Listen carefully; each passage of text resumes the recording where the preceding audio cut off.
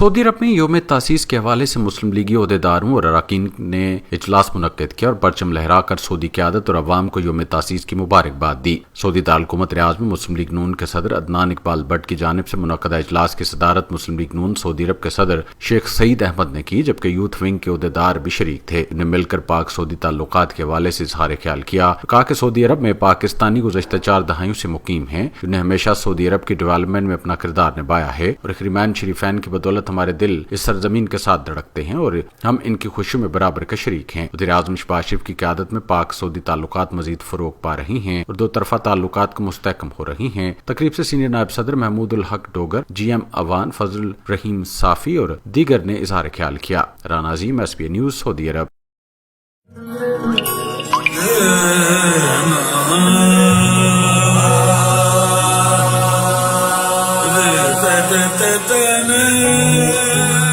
سیٹھیز life style stores, نسل در نسل خوشیوں کے ہم سفر۔